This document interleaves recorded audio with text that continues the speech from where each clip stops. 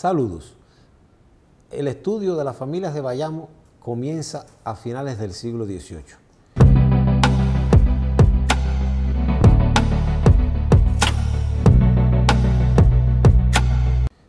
El bayamés Pedro del Prado y Pardo escribió uno de los primeros libros de la historiografía cubana, lo tituló así, Las familias de Bayamo 1512-1775. Y el título por sí mismo provoca polémica. ¿Por qué iniciar el estudio de las familias de Bayamo en el año 1512?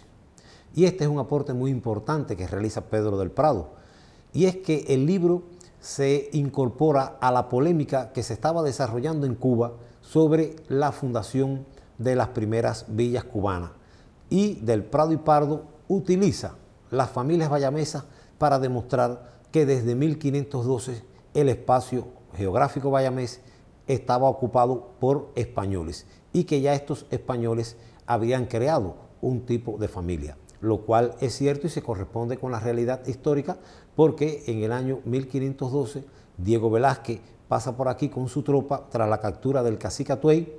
Finalmente es capturado y quemado en la región del Guacanayabo, pero cuando retorna Velázquez deja en Bayamo alrededor de 75 hombres, y evidentemente estos hombres dieron lugar al surgimiento de las familias de Bayamo. En ese momento, bueno, los principales integrantes de la familia estaban vinculados con los Tamayos, el propio Diego Velázquez, pero en la medida que fueron pasando los años se fueron incorporando nuevas familias. Así llegan los Aguilera, después de la caída de Jamaica, y sucesivamente serán diferentes nombres los que integrarán la prosapia bayamesa. En este libro de Pedro del Prado y Pardo se recogen 51 familias, de las más importantes de esa época y de las que existían en esos momentos. Quiere decir que Pedro del Prado no tiene en cuenta aquellas que habían emigrado, otras que habían desaparecido en la evolución lógica de la sociedad, tampoco incorpora a los negros, a los mulatos, a los descendientes de aborígenes, pero el texto constituye un elemento muy importante para el estudio de la conformación de la identidad del bayamés. Hay un elemento también que es necesario resaltar.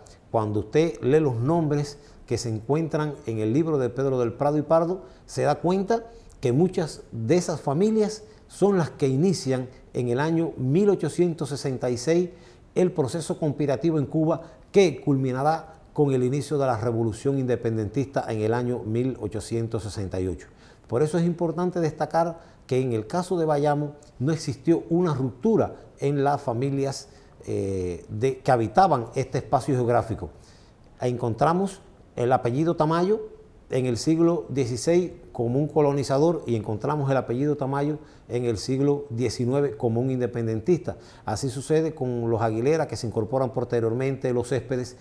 Entonces tenemos un conglomerado de familias que tienen un peso muy importante en el proceso de colonización y que serán también las que dirigirán el proceso independentista en Bayamo, que será finalmente el que convertirá a Cuba en una nación independiente, libre del colonialismo español. Por tanto, el estudio de la familia reviste un especial interés porque nos devela la evolución de las mismas, pero también cómo evolucionó el pensamiento político de esta jurisdicción.